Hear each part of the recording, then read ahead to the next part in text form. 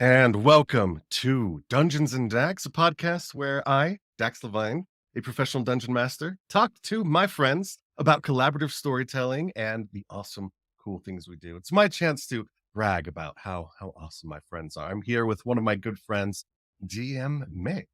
Hello, hello. How are you doing today? I'm fantastic. I'm fantastic. Thanks for having me on your Yeah. inaugural performance. Yes, this is our first performance, and we have two people watching right now. There will be dozens in the future. There will be Mm. dozens. But Mick, you and I share a profession. We are both professional dungeon masters. In fact, we work together and we talk to each other at least twice a week about our trials and travails and our triumphs and victories. So we're going to be venturing into that today. Awesome. Before I start asking you questions, I'm going to brag about how cool you are a little bit. Okay, Read go ahead. this fancy bio that we've got for DM Mick. Mick is a professional stage actor who started running games the same year he started acting, over 30 years ago. Working on the stages of the American theater has provided him with a wealth of understanding of storytelling and humanity, while simultaneously giving him access to tons of colleagues to play games with offstage. The pandemic put a halt on live performance for long enough to give him a chance to become associated with Dax at Dungeon Master Direct. And that brings us to this very conversation. That Mhm. was that was almost 2 years ago That's that we right. started working together. That's right. So tell us about your career as an actor, because I talked to so many people who are like, "Oh yeah, I was in a play once. I had some Right. lines. I was a theater kid in high school or in college." That's what I say. I did Right. this in college. Yeah. Yeah, yeah. Did a lot of improv, but you're a professional. What does that mean? I am. I am. Well, what it means to be a professional is that I pay my mortgage by being an actor on stage. That's essentially what it means. But how I got to Okay. be there is a lot of work and a lot of trial and a lot of error. And in the American theater, I mean, up until the pandemic, which of course has changed everything. That's the latest bookmark in that story. But before the pandemic, there was a fairly clear route to take. Now, with social media and all, it has changed somewhat the progression on how to become a professional performer. But on stage, suffice to say, it means you got to get on stage somehow, which is a whole lot easier for a male bodied individual than it is for a female bodied individual. That's pretty standard. It's also I higher thought than it it was is in high for school a too. person of color. Yeah. And thankfully that's changing. That's changing. But the number of roles for male bodied individuals is definitely higher than the number of roles for female bodied individuals just because of classical theater and the number of male roles, right? So I had a fairly fertile field in which to play.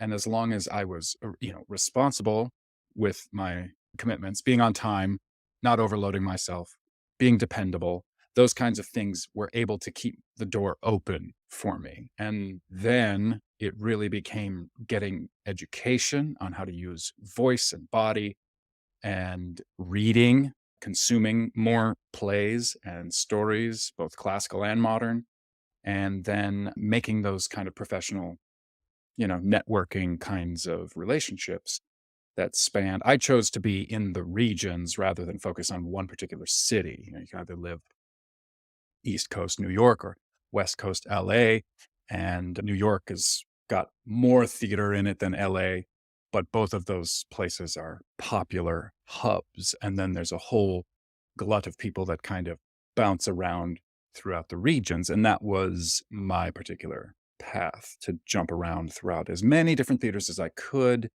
to Okay. make a full year, you know? So on that, where have you performed? Well, let's see. I'm from Milwaukee, Wisconsin. So a host of theaters in Milwaukee, that some of which aren't around anymore, but then some that still are. Renaissance Theater Works, American Players Theater in Spring Green, Wisconsin. That's a big one for me. Big coming of age story for me there. Then Artist Repertory Theater in Portland, Oregon, on that side of the map. And then on this side of the map, where I am now, the resident ensemble players at the University of Delaware, which has been my home now for about 12 years. I'm a founding member of that company. which came about with the idea that we would help train graduate students in the acting to receive their MFA. And now we are morphing into hopefully offering a bachelor's of arts at that university. So I teach classes there as well as appear on stage with the company there. And those changes that are coming about there are largely, fueled by the pandemic, but also just Mhm. changes in personnel and all of that stuff. So Okay. yeah, it's been a roller coaster, as anyone in the theater will tell you. Uh, Mhm. and Really imagine. yeah, like in the introduction you were saying, almost as if I wrote it, that it gave me enough time to meet you, this kind of cessation of public performance where all of our performing actually went online, gave me the opportunity, freed up the time because it was less, time intensive, the rehearsals and things, to be able to start venturing into professional dungeon mastering, which has been incredibly rewarding, just It's as been rewarding super as work on fun. stage. Yeah. So we actually met during someone else's game. That's right. Somebody's birthday Someone party. someone's birthday party. They hired me as the dungeon master, Yeah. and the whole time you were like, "How can I do that? What Yeah. what is what is the plan? What is the Yeah. scheme?" Yeah, you definitely set a bar for me that I did not have, both on the electronic medium, but then also as just a storyteller in general. And you still do. You are a benchmark that I aim for. Oh. Yeah. Hmm. Yeah, you're top notch. So what was your plan when you found out I was hiring? To put together a resume, which was something I'd never done before for dungeon mastering. Mhm. What does a resume for a dungeon master look like? What would you even put down as things Mhm. for the potential hire for a potential employer to consider? And so that was actually freeing in a way, but then got me to think critically about, like, "Hey, what would I consider experience?" And I would say to people who are out there trying to think about whether or not they want to be a professional dungeon master, okay, you love the game and you love playing it, you love running it. Done, right? That's all taken care of. That's easy. So That's the that's easy easy. part. Everybody's got that, right? Anybody who's Mhm. going to be in front of you asking if you want to play in their game has already got that. So it's the other questions become a little bit more important. Like, what do you have to say? With a story? What kinds of stories do you want to tell? Do you have a way of accessing players that you don't know? And how often do you sit down at the table to play? Can you handle 5 games a week? Can or more? Yeah? Mhm. Do you have that kind of stamina? Do you have that kind of creative stamina? Right? Thanks to, some industry standards that were set, yeah, during the pandemic, with Critical Role's success and all of that. There is kind of an industry standard of 4-hour sessions now. That seems to be fairly Mhm. standard. And I know that at your company, Dax, we're achieving a lot of success with a more 2 to 3 hour model being kind of optimal for both people's schedules nowadays, but also for attention span. 'Cause Y- when I run a 4-hour game and there's an epic combat at the end, sometimes it bleeds into 4.5 or 5 hours, and I have people on the East Coast who need to go to bed. So, I've been putting that restraint on myself to try to be more economic with my time and respecting of my clients' time as well, because Yeah. they're not just investing money to play with us, but their time is valuable. Their sleep is valuable. They're sacrificing these things to be with us. Yeah. Yeah. But yeah, shooting for 3 hours has been helping me a lot. Yeah. And also, in addition to the can you handle 5 games a week, can you handle prepping for 5 games a week? Yeah. 5 discrete storylines that have players that all have different, needs and requirements, and Mhm. are they in fact going to be there every time? How committed are they to being at your sessions? Can you dance with their absence? Those are all questions to consider that you might not be thinking about when you're like, "Oh, I can't wait to try this out professionally." Can you handle the nuts and bolts of it, really? The part that starts to drag on you, like any career, Yeah. there's stuff like that to consider. Now there's a big difference in playing with friends and colleagues. You played with a lot of your acting friends, and then playing with complete strangers, strangers who you may Right. not have as much in common with. Right. How do you approach a brand new party. You have the moment you meet them is the moment you start playing with them. How do you deal with that? Right, right. Well, in the theater, I already have a lot of experience with that. Every new production, the cards are reshuffled, and you're sometimes asked to be working very closely with people you perhaps have never met before. And some maybe you have, but others that you don't even know. And how do you get to a working relationship with that? And so you have to figure out how to learn very quickly, which requires really present communication. So you have to be able to put your story in the back seat. And a great distinction is that you have the plot, but your players are the story. There I is love that. no story without them. They are the main characters, and you are providing a framework that showcases them, which was what I always found excellent and still find excellent about your games, Dax, is that you make those characters the point. And if at any point in the process you realize, wait, I'm making my ideas more important than their ideas, let that little flag come up and go, okay, it's time to slow down and start listening, because players really need to be, in some cases, kind of massaged into their contributions. Not all players know how to contribute. These are these are these are the dynamics of interpersonal communication, which can for a lot of people be very, very different. And so you as the dungeon master have the opportunity and, dare I say, the responsibility to Mhm. listen to your players and notice when you are overbearing them. And Yeah. sometimes that can be really easy to do. I think And that's a big distinction between brand new DMs who are so excited and so passionate about it, and the ones who have a little bit of mileage mm, behind them. mhm, Because DMing is a game. yeah, It's fun, right? We're supposed to be having fun with it as well, yeah, and it's easy to get caught up in all of that fun and building the worlds and creating a story. A lot of people who want to write books will try out some of their ideas in a D&D campaign sure. to mixed success. Sure. Right, right, Um, right.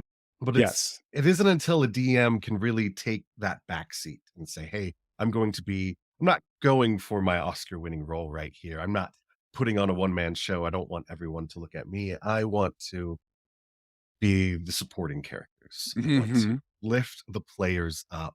That's when you start to see someone's DMing style transform to something truly immersive, truly collaborative, and players who may not be confident or outgoing can really surprise you when you give them that help and that support that they Yeah. need. And I love everything you're saying about, you know, creating this environment for them. Mhm. Yeah, to circle I love back that. to that whole, what do you put on a resume? Oh It's, yes. do you have experience with playing or running games for people who you don't know?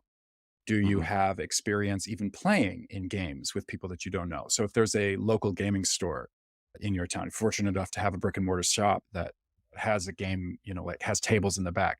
Have you been there? Have you been in those games where you don't know these people? The only way you know them is through this game.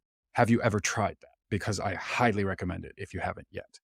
And that will give you an indication as, oh, is this something that I enjoy doing? Really? Do I like people? Yes. Do Hmm. I like people? That is important. If you don't like people and you like elves better than people, then perhaps this is something you need to dance with a little bit longer before you pull Yeah. that trigger on becoming a professional. Because to be really successful at this, and when I say successful, the metric is, do your players have fun? You need to be able to make that space for them to have that Mm. fun. It can't be all about you, mustn't be all about you. That is a recipe for boredom for those poor Yep. people. They'll just sit back there and wait for you to tell them when to roll. And that's death.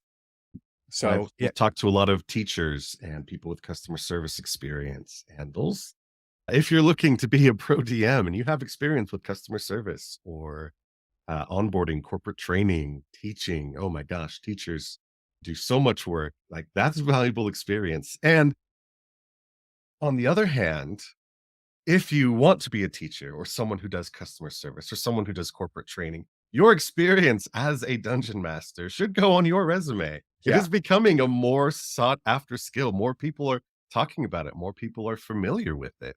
I've done corporate games for Fortune 500 tech companies, and Mhm. I teach team building principles baked into the game, and so they can go to their boss and be like, "Hey, yeah, we talked about this and these principles, but Yeah. really we were just fighting monsters in role playing." Yeah.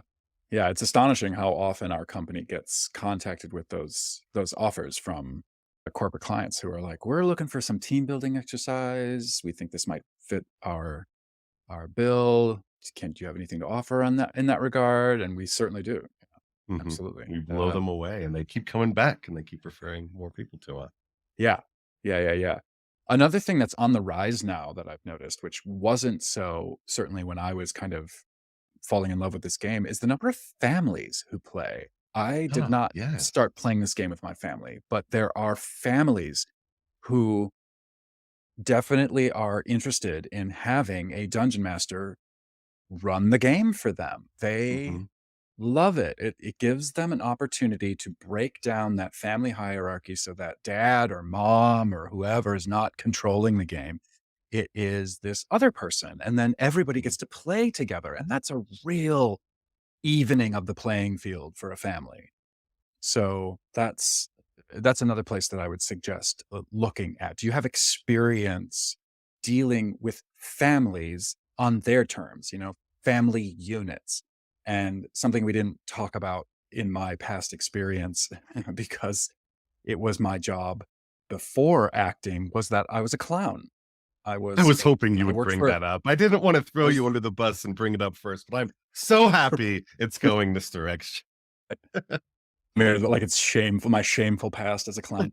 We were called Just Clowning Around and then wisely changed our name to the Children's Entertainment Company, which sounds much more reputable. Man, Uh, man. right.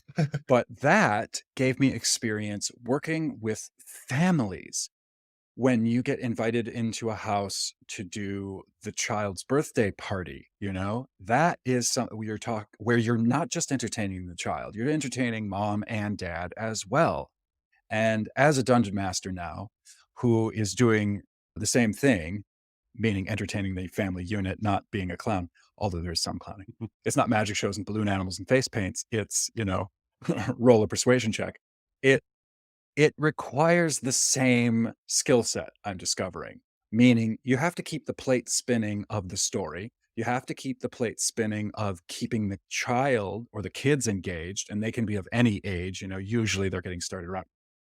You don't see families much younger than 8. That's about when the kids are getting interested and can sit for more than an hour, and then, like, up to teenagers, and then the parents. Can you keep the plate spinning of keeping the parents engaged as well, and have them actually genuinely interact in the experience rather than just interacting, with their child, like, "Come on, Tommy, go ahead and roll the die." You want the parents to ideally also be interested in playing their character as well. You want everybody at the table invested in their own interface with the game rather than, "Well, I'm just here for the kids," It be it the best sessions are when mom, dad, and kids all remember it like they all triumphed over Vecna. They all Mhm. beat the dragon together. That is gold. That is a family memory that they will have forever. And yeah, they will lay down, that you'll get hired for that. That will keep them coming back to you as a professional. And I mean, you can't get better than that. If you can imagine having some experience like that with your own family, how great that would be, Yeah. So, families, strangers, and then, of course, friends. Do you have more than one group that you run with? If you're contemplating being a professional, you might wanna diversify into having try it, before you're interested in pulling the trigger on being a professional or putting your getting your website together, or as you're putting your resume together, can you run multiple games even with friends, in 1 week? Can you do 3 different groups?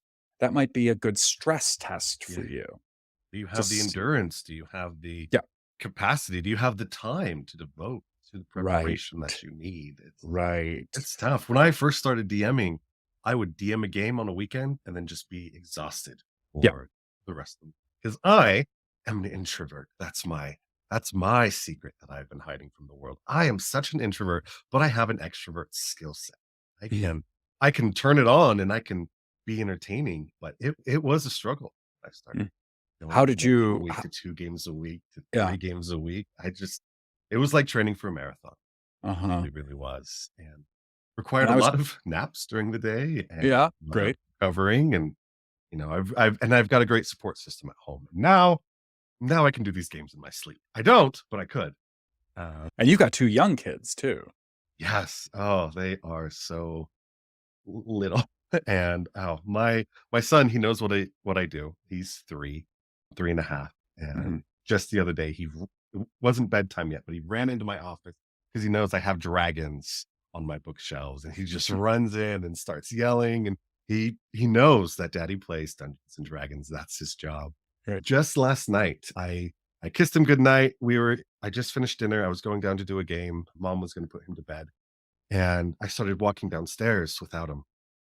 He got really upset because he wanted to walk me to work, because Oh, that's like this little ritual that we've created where we come into work, I sat down and he's like, "Lights, lights, can we have the lights?" Because he knows I have these cool lights. So I let him pick the colors for the lights for that game. wow. He wanted blue and pink for the lights. So that's what I had. But yeah, he knows what I'm doing. He knows you shouldn't be in there interrupting me while I'm gaming. Luckily, my office is on a different floor than where he normally hangs out. But Mhm. Mhm. yeah, it's been super fun. I started the business when he was 6 months old. Mm. So that's all he's ever known is me That having this job. that brings up a good point too about making sure you're allocating your space Hmm. appropriately. Do you have a discrete space in your home that you can Hmm. allocate to running a game for 4 hours that the rest of the family, if you have one, doesn't blunder into, or the vacuum cleaner's going in the background? So let's That's talk about your setup in your family situation. Sure. Sure. Well, this I have a split level house, so that's why there's windows that are that big. So I'm in the lower level, and this part, the shelving unit behind me kind of divides it into one half. I also have a built-in like bar in my basement, which I've commandeered as my sort of gaming table. Okay. Used to run games at it when, I would have people over to the house. Now primarily the In the modality before is online. times. Yeah, in the before times, right. Right. Before the big booms. This was, my favorite spot to run a game because, the dice work well on it. We have the kitchen table upstairs. The family has the rest of the other levels, they can hang out there. Probably hear occasionally sound filters down the stairs. My microphone's pretty sensitive for this event, but it will, you have sound pollution issues. Is the lighting good enough to last for the Hmm. entirety? Sometimes you're going from afternoon into evening, that that kind of thing. I got desk lamps, all sorts of stuff ready to go in case it runs long, or depending what time. Like, so tonight I'm running from 7 till 11, so it's going to start just as at sunset, and then it's going to be pitch Perfect. black. So I got to have the lights come up. And I only have one child who's 12, so that's I don't have kids running everywhere, but yes, like you, they are definitely aware of what I do.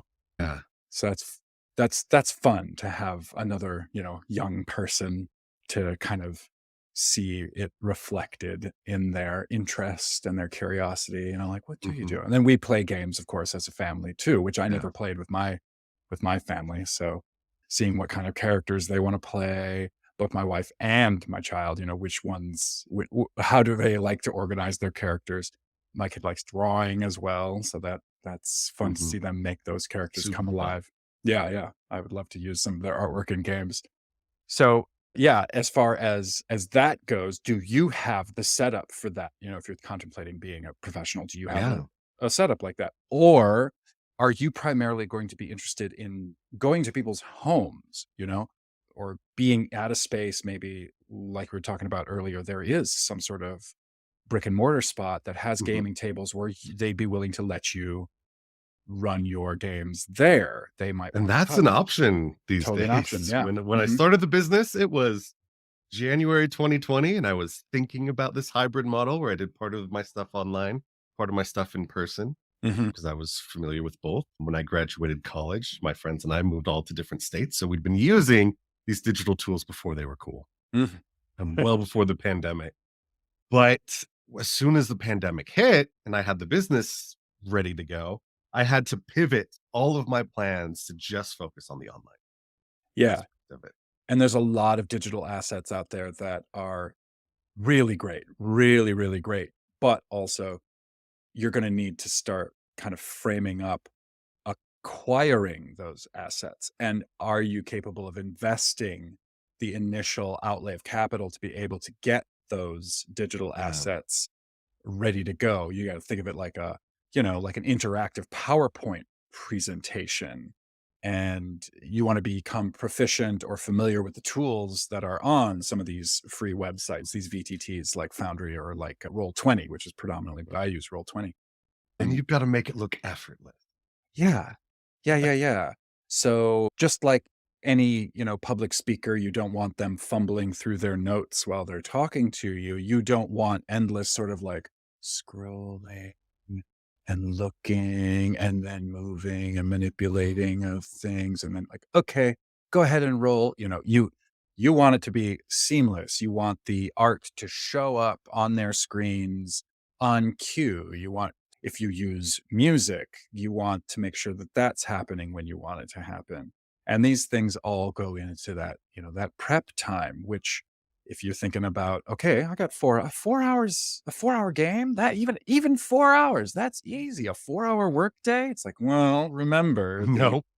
perhaps 2 hours of prep. And Yeah. inclusive in that 2 hours comes, a recap for the next session that you might want to have prepared. And however you want to write that down, however you have that available to them, you want to make sure that that's updated. You want to have, like we say, the next set of maps and tokens populated on that map. And that all takes time. It just takes time. Now, of Yeah. course, you'll get better at it. You'll get more swish at putting the stuff out there, but it still takes time. And do you have that skill set yet? Or do you need to acquire it? Like when I started working with you, I needed to acquire it. I didn't have it to go right off the bat. And wish I had. Wish I had. I had some familiarity, enough so I Mhm. was conversant, but I didn't have enough to be running at the level that I wanted to be. So these are all things that before you are asking for their money, you might want to be putting in the time to familiarize yourself with all of that stuff. And that's what's great about it, is that it's free to get the education. There's lots of Mhm. tutorials and things. When it There's comes a lot of down to time that goes into it. yeah. When it comes down to the actual assets, that's where you're gonna be outlaying some money. And I know you, Dax, how long before you started actually making some money at this did it go for you? So I was very thrifty at the beginning. I started this business with $200 that I got from my Costco rewards for the years. I'm like, hey, honey, this is what I've got. I'm putting this into the business. This is what I'm going to use for the business license and getting the bank account set up and buying the assets that I needed. I had a lot of assets already. I was already a collector of books. I had already played on these virtual tabletops. First time I ran a campaign in Roll20, all my friends, I wasn't getting paid for it, but we all pitched in to buy the books that I needed, and That's I pretty got to use common. D&D Beyond. Yeah. And so the first game that I ran, I was using books that I had already run with friends previously Mhm. because I didn't want to invest too much upfront. Because there is this mindset when starting a new business that if you have a problem, just throw money at it and it'll go away. And that is not true. You will run your business into the ground if you just try to solve all of your problems with money. But if you give yourself a budget and you get to work within those constraints, you get to be a little bit more flexible. I looked at what resources do I already have? What resources do I need next? And what order of priority are they? That's great. That's smart. And so I knew I wanted music, but I didn't want to I needed to find some sort of streaming service because I didn't have the time to go out and pick every single song. So I was relying on other resources that I found online to help find entire playlists that I could use. Instead of buying individual maps, I would buy them in packs. I would find ways to subscribe on Patreon. I would find free versions, trial versions, and eventually would upgrade to the more premium versions as I could afford it. But I think having that $200 at the beginning, that's all I needed. If I would have had $1,000 to start it, I probably would have blown a lot of money on things I didn't need, and it wouldn't have improved the quality of the game. But I would prioritize what do we absolutely need and what would be nice to have. Right now, you see these bookshelves, you see these cool lights over there. I can change them, I can change the colors. This is cool, but that wasn't necessary. That's not what I had when I started. Mm. I was in our spare bedroom. There was a big pile of boxes behind me, and I put a folding screen in front of those boxes, and I put books up on that screen. And I had fake candles, and that Mhm. was it. That was my immersive setup. Mhm. And I started running games like that. I was still working another day job at the time. Critical. Yeah. I didn't and then I made certain goals on I'm going to run 1 game a week. I'm going to run 2 games a week. It wasn't until I was running about 3 or 4 games a week that I realized I could replace the income that I had at my other job if I quit and started doing D&D full time. And so Mhm. that, and I didn't even start paying myself until I had already quit my other job. There you go. Uh, so That's an that was like important one. 6 months of not taking any money from it. Money was coming in slowly, it was trickling in. But yeah, I invested a lot of time. And then by that summer, it was summer of 2020. It was a great time to be a pro DM. Mhm. I had enough regular clients and to Mhm. create a recurring income. And that was the goal that I had to give to my wife. Right. So just Because to we had a 6-month-old. Like I can't just quit my job and pursue the dream. That's right. I had to break it down into smaller tasks. That's right. So tracking that to picking that stitching out of the throw pillow there, y'all. That's that young person that he was just mentioning there. That's the one that's walking him to work now. And Hmm. the 6 months that he went without paying himself is something that y'all need to keep in mind too. Yeah. And we on this broadcast are representing two distinctly different paths. Dax started this gig and built it from the ground up, which requires a whole bunch of steps that have nothing to do with running a Dungeons and Dragons game. They have to do Got to use that MBA of mine somehow, right? there you go. There you go. And the other guy on this call, this little duck here, is the one who got hired by the one who started the company. And that is a different boat to be in.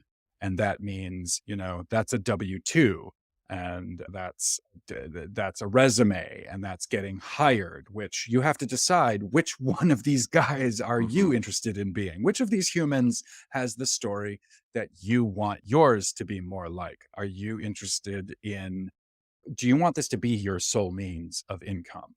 That puts you in Dax's camp. If this is something supplemental for you, then you're in the DM Mick camp because I still make my living predominantly by being on stage and by teaching some classes in academia. That's how I pay for my house predominantly. Yep. And then I run games to supplement that income to make things work much better in my life. That's what that's for me. So you have to figure out which boat you're in, and then there's a bunch of different directions once you make that major decision, I would say. Are you And I don't want applying? to downplay the amount of work you put into just getting hired in the first place. Yeah, fair enough, fair enough. Hundreds and hundreds of people applied when I brought you in, Audion. I had the application open for about 2 days, and my inbox was absolutely flooded. It was overwhelming parsing through everybody. And Yeah. so I was looking for very specific things, Mhm. and you stood out. you really stood out. You had this incredible skill set, this incredible way of being and your voice and the way you approached it like an actor and professionalism as an actor. And I I listened to you and I thought, I want to learn from Mick. I don't I don't wanna bring someone in, it's fun mentoring people and seeing them grow. I mean, that's fun. There's value that comes out of that, but I saw you and I'm like, I wanna learn as much as I can from Mick. Maybe, maybe something that I have will rub off on him too. But I think in the last few years, we've both gotten so much better at our craft and at our skill set. So, yes, there is a path where you get hired by somebody and it's already you get to skip some of the business and administrative steps, but you were ready to take that step because you were so competitive compared to other candidates. You had such an incredible skill set, so many years of experience, and can back it up, and it shows in the way you Well, win your games. yeah, thank you for that acknowledgement. I totally get that. And the that goes to the first part of our conversation on what makes a compelling resume, right? And since I think a lot of people out there who might be listening to this in search of tips on how to become a professional dungeon master can definitely take that to heart. They need to understand what makes them compelling as a person. Are they a joy to be around? And as a professional stage actor, I'd kind of gotten used to the idea that people are laying down money to buy a ticket to be in my presence. And that's not an egotistical statement, that's just the fact. They're trying to see a show that I am going to be up there performing. Now, if I'm successful at it, it's because I'm giving them the space to have a great time living in their own humanity. Yeah. They're not up there watching me be great. They're up there having a great time being a human being. That's what they're in the audience doing. And if you think about it, that's what we're in the audience doing. My students, I use Beyonce as an example because Beyonce is fierce, right? But she's not famous. We don't all know who she is because she's fierce. There's plenty of fierce people out there. We know who Mhm. she is because we all feel fierce when we listen to her. That's what makes Beyonce great. That's why we all know who she is. That's why she's world famous because no matter who you are, you listen to her music and you're like, yeah. And that is what we are trying to give them as dungeon masters. We're trying to give our players the opportunity to be epic heroes. And we all have tons of stories where that just didn't happen, but we do have stories too where it did. And Yes. whoa, When they get so close to right? death and then they turn it around at the last second. Ah, Yes. I Yes. love that feeling. Yes. We also have a lot of stories where the heroes, quote unquote, are probably the villains if you look at it from a certain angle. But we Oh, have great stories where they are the epic saviors of the realm or the universe or the multiverse or whatever it is that your story treats on. So that's arguably what theater gave me, and that's the thing that I brought to the table alongside the punctuality, the professional, the easy things, the stuff that makes you a good professional to work with. All that together is what Dax is pointing at when he's acknowledging me for what it took to get the job. Also, you'll notice that he said he had that open application process. He's like put out the call for resumes and they came flooding in. And now remember, like we said way at the beginning of this, absolutely every single one of those applications were put forth by someone who loved the game, enjoyed playing it, and would like to run it for other people. That's a given. So you need to find what else you've got to bring to the table. And that's whether or not you want to be in my shoes or in Dax's shoes, meaning you either want to be hired or you want to be doing the hiring. Those questions need to be answered for both paths in this career. Absolutely. and they are both hard. They're both hard. Yeah.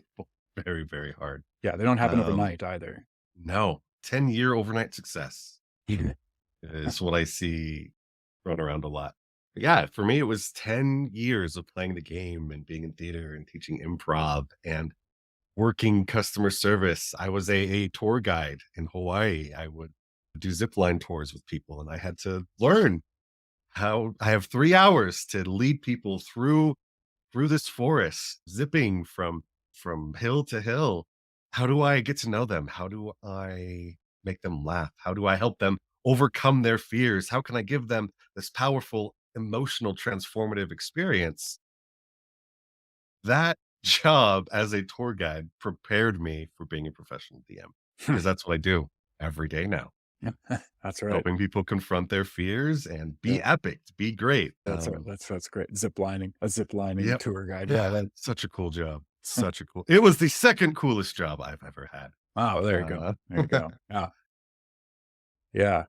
We were talking to, in our weekly meeting, we were talking to Beth, and she was saying that based on the examination of the data on the hits on our website, what it is that people are searching for, hire a DM, that she would judge a lot of those hits are coming from people who are looking to be hired. So we know that there's a lot, or we at least theorize that there's a glut of people that are very interested in becoming a professional dungeon master. But how do you even know whether or not you'd make a good one?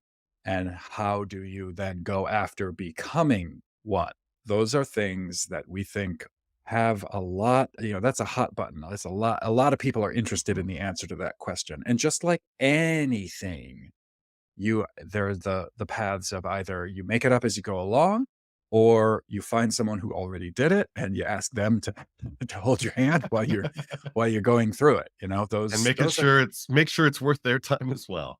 yeah, yeah, yeah, yeah. How do you become an asset for wherever Mhm. you are working? That's another thing. So for the would-be dungeon masters out there, that is, I'd say, a big thing to consider and answer for yourself is what, not just what do I have to say as a storyteller, but what makes me, I don't know, what makes me think I can, or what is my actual skill set?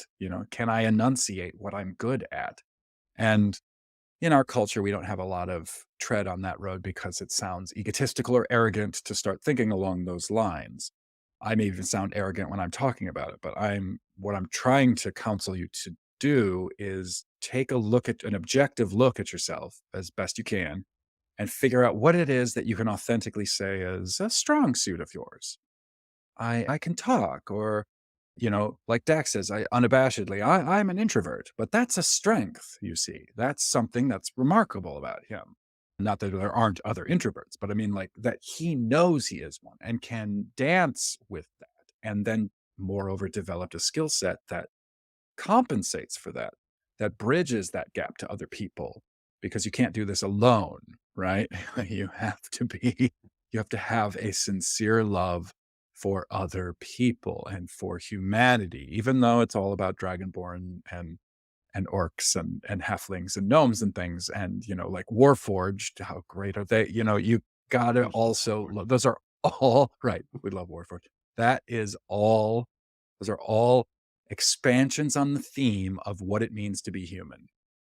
And if you don't have a love for that, I mean, since I don't know I don't know who I would be without it. So I don't know there must be great dungeon masters out there who are like, humans, I could take them or leave them. But I would recommend, if you want to be a professional dungeon master, that you at least cultivate some interest in humans. Yeah. And again, Your dungeon master is kind of a misnomer because even though we are in charge, we're the servants at the table. We're there to build everybody else up. We do this work and this preparation so that other people don't have to. yeah, yeah. We're We the offer, servants. We're the dungeon servants. That's who right. we are. Yeah. A lot of contracts come our way because of groups that are established, longtime groups that love playing with each other, that are like, there's always one person running it, and we never all get to actually Mhm. play together. We don't all get to be players at the same table. Can you guys run us through a game? And that gives them the opportunity to do that, to all be players at the same time. And those are fun groups too. Mhm. Got a couple of those. Couple All of those. One of right. those tonight, in Uh, fact. okay. Well, good luck with that game. I've also got a game tonight. Yeah. Maybe we'll bring someone back from the dead tonight. Maybe not. Maybe I'll just kill more. Maybe I'll bring back one and kill two in its place. Yeah. Um, That's a whole nother broadcast, when to kill and Whole when nother not to kill 'em. broadcast. Yeah. Oh, I could talk for hours Oh, about sure, killing sure. killing player characters is easy. That's easy. Anyone can do that. Anyone can. How do you Yeah. get close to death and let dance on that line? That's where I live. Mm. All right. Thank you, Mick, for taking time out of your day to being our first guest on the Absolutely. Dungeons and Dax podcast. The Mhm. question that we posited was to be or not to be the dungeon master. What is your answer? To be a dungeon master. I say be the dungeon master. That's my advice. All right. Well, tune in next time and have a great week, everybody.